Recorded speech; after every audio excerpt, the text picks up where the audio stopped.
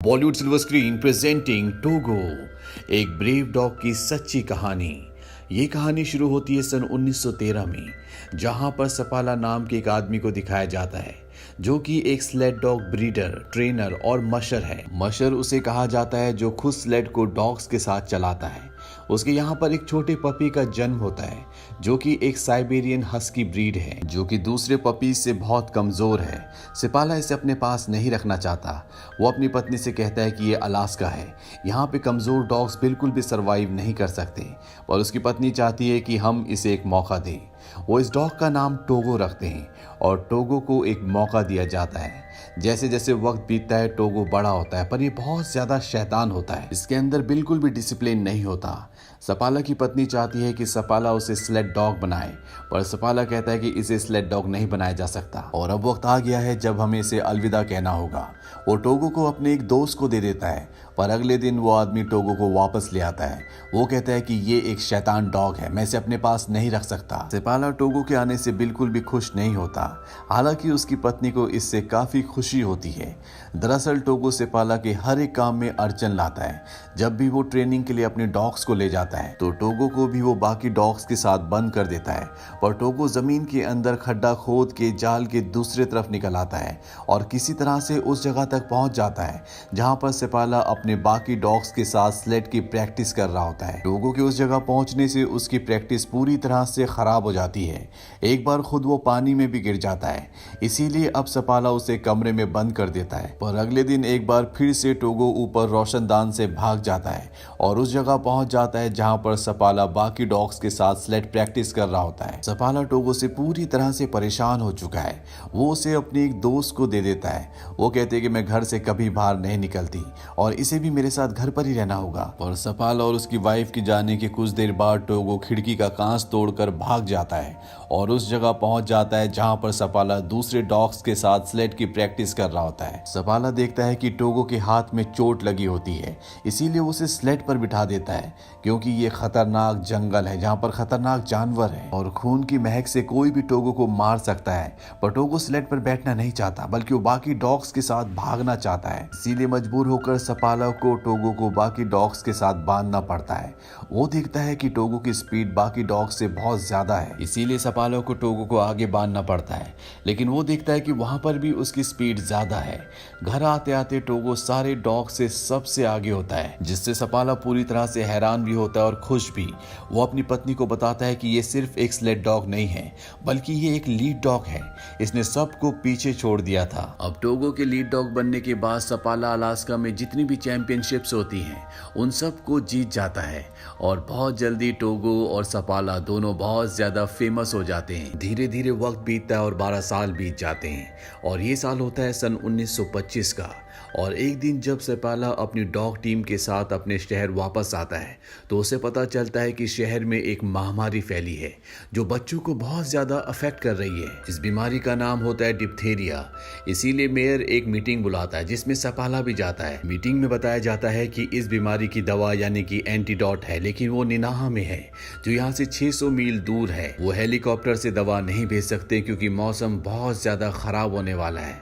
वो सपाला से मौसम के बारे में पूछते हैं। सपाला बताता है कि आज जब मैं वापस आ रहा था तो मैंने देखा कि पहाड़ों से बहुत दूर तूफान चल रहा है जो धीरे धीरे हमारे शहर की तरफ बढ़ रहा है। मेरे डॉग्स उस तूफान को देखकर घर की तरफ भाग रहे थे। टोगो ने 12 साल में पहली बार ऐसा किया है।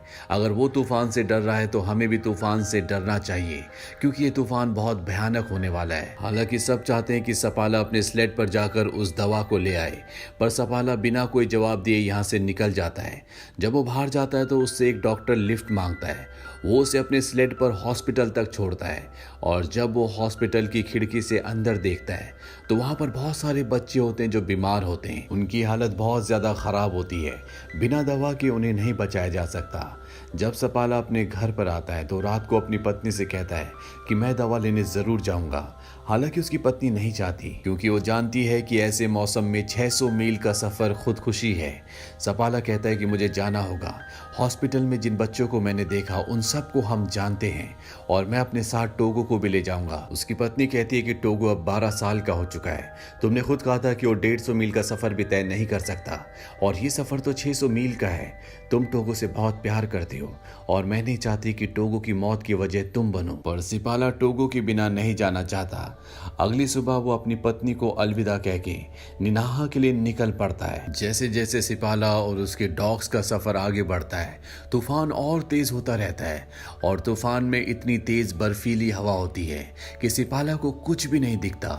टोगो सबसे आगे होता है और सिपाला अपने डॉग्स को लगातार आगे बढ़ने के लिए कह रहा होता है क्योंकि इन्हें निनाहा पहुंचकर जल्द से जल्द दवा लेकर वापस आना है। ये एक बहुत ही गहरी ढलान पर होते हैं और तभी टोगो रुक जाता है। सिपाला को कुछ भी समझ नहीं आता और जब वो आगे देखता है तो एक बहुत गहरी खाई होती है। टोगो ने इस भयानक तूफान में इस खाई को देख लिया था, इसीलिए वो रुक जाता है और इस तरह से सिपाला और सारे डॉग्स की जान बच जाती है। और सिपाला देखता है कि टोगो के पैर से खून निकल रहा है। पूरा दिन सफर करने के बाद ये एक आउटपोस्ट पर पहुंचते हैं जहां पर एक डॉक्टर होती है। वो सिपाला को बताती है कि टोगो बहुत ज्यादा थका हुआ है। दरअसल अब वो 12 साल का हो चुका है और इतना लंबा सफर उसके लिए सही नहीं है। पर अगली सुबह एक बार फिर से सिपाला और उसका लीडिंग डॉग टोगो बाकी सभी डॉग्स के साथ इस बर्फीले भयानक तूफान में आगे की तरफ बढ़ जाते हैं। वहीं दूसरी तरफ हॉस्पिटल में बच्चों की हालत लगातार खराब हो रही होती है और यहाँ पर सपाला लगातार आगे बढ़ रहा होता है। वो शॉर्टकट्स ले रहा होता है ताकि जल्द से जल्द दवा तक पहुंच सके और तभी वो देखता है कि उसके सामने एक जमी हुई झील है जो कि बहुत ही खतरनाक है और उसके आगे से बहुत भयानक तूफान भी इन्हीं की तरफ आ रहा होता है। पर सपाला यहाँ पर डरता नहीं है। वो अपने डॉग्स को कहता है कि आगे बढ़ो और टोगो सबसे आगे लीड करता हुआ उस बर्फीली झील से जो इनके स्लेट से लगातार चटक रही होती है बहुत तेजी से आगे बढ़ना शुरू करते हैं और किसी तरह से ये उस झील को पार कर लेते हैं। पूरा दिन सफर करने के बाद ये एक और आउटपोस्ट पर रुकते हैं जहां पर ये रात बिताएंगे। वहीं दिखाया जाता है कि सपाला की पत्नी मेयर के पास जाती है जहां पर उसे बताया जाता है कि निनाहा से मेडिकेशन को भेज दिया गया है। रास्ते में वो सपाला को मिल जाएंगे लेकिन उसकी पत्नी कहती है कि सपाला शॉर्टकट से जाएगा और अगर वो उसे ना मिले तो लगातार आगे बढ़ता रहेगा। इससे सफर उसका और भी लंबा हो जाएगा। वहीं सपाला को दिखाया जाता है जो सुबह होने के बाद अपने आगे के सफर पर निकल पड़ता है। हालांकि टोगो की हालत बहुत ज्यादा खराब है लेकिन वो रुकना नहीं चाहता। वो लीड करता हुआ लगातार आगे बढ़ रहा होता है और ये सच भी होता है कि सपाला सारे शॉर्टकट रास्तों से जा रहा होता है और अब अगर वो उस आदमी से नहीं मिला जो निनाहा से मेडिकेशन लेकर उसी की तरफ आ रहा है तो वो निनाहा पहुंच जाएगा जहां उसे मेडिकेशन नहीं मिलेगी।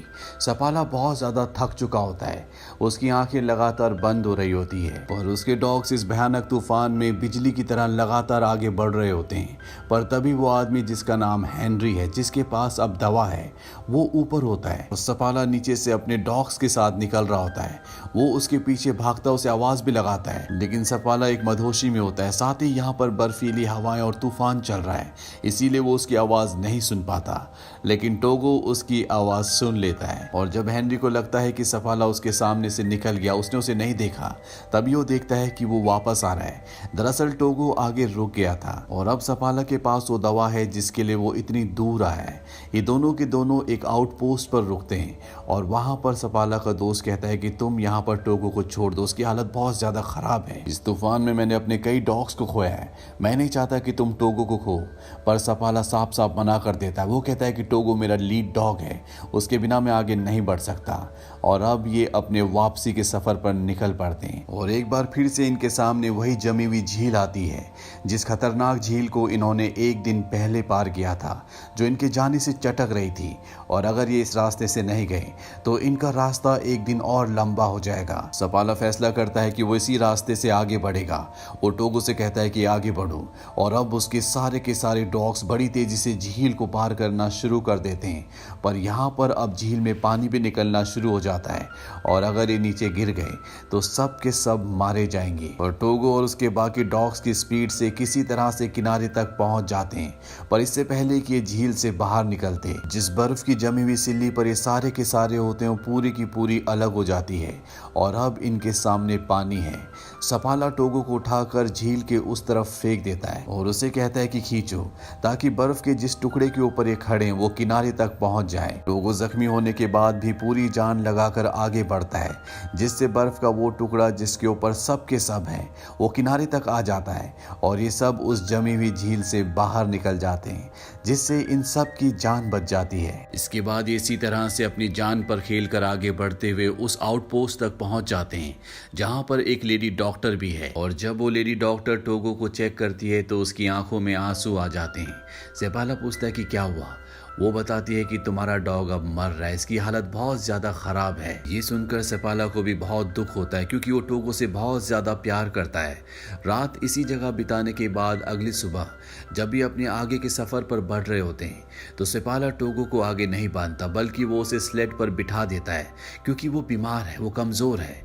पर टोगो स्लेड से उठकर एक बार फिर से अपनी पोजीशन पर बैठ जाता है, यानी कि सबसे आगे। सेपाला समझ जाता है कि टोगो अभी भी लीड करना चाहता है, वो आराम नहीं करना चाहता, वो अपना सफर खत्म करना चाहता है।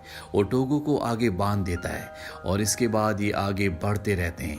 और कुछ घंटों का सफर तय करने के बाद तूफान इतना भयानक हो जाता है जहां पर सेपाला को कुछ भी नहीं दिखता, ना ही उसे रास्ते के बारे में पता चलता है।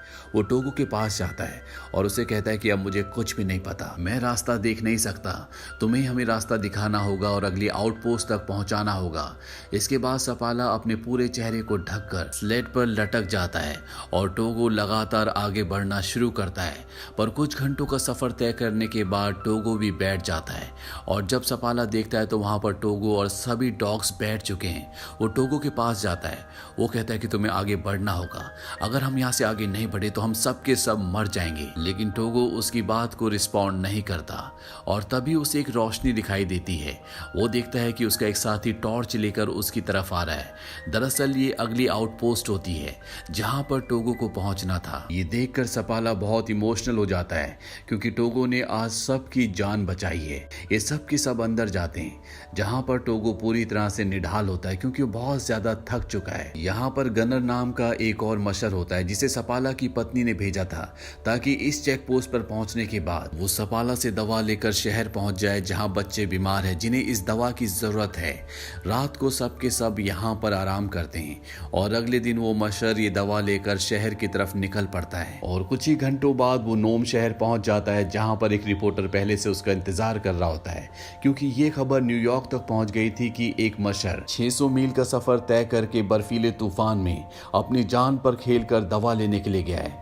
रिपोर्टर को लगता है कि ये वही टीम, वही डॉग है जो दवा लेने के लिए नोम शहर से निकली थी और वो ये लिख देता है कि नोम शहर का रखवाला बाल्टो। इस न्यूज से सेपाला की पत्नी को डिसअपॉइंटमेंट होता है।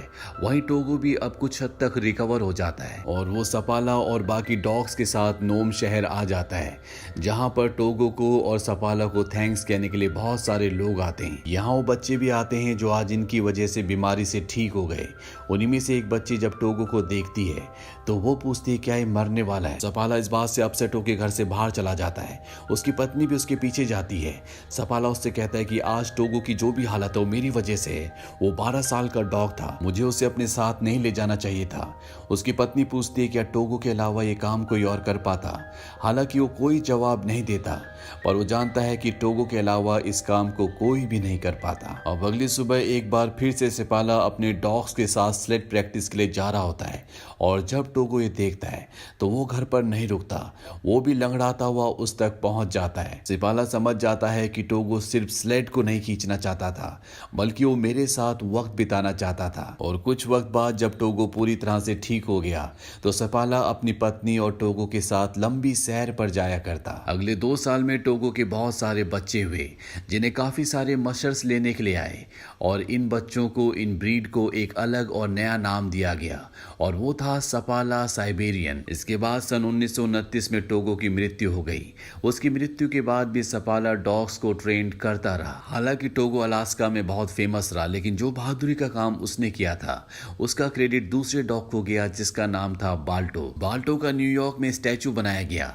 हालांकि बाल्टो भी सेपाला का ही न्यू डॉग था, उसी ने उसको पाला था, ट्रेन किया था। पर सन 2011 में टाइम मैगजीन में टोगो के बारे में लिखा गया और उसमें लिखा गया heroic animal of all time. time। तो ये थी सच्ची कहानी टोगो की। टोगो ने साबित किया कि इस दुनिया में सबसे वफादार, ईमानदार, बहादुर और प्यार करने वाले सिर्फ और सिर्फ डॉग्स होते हैं।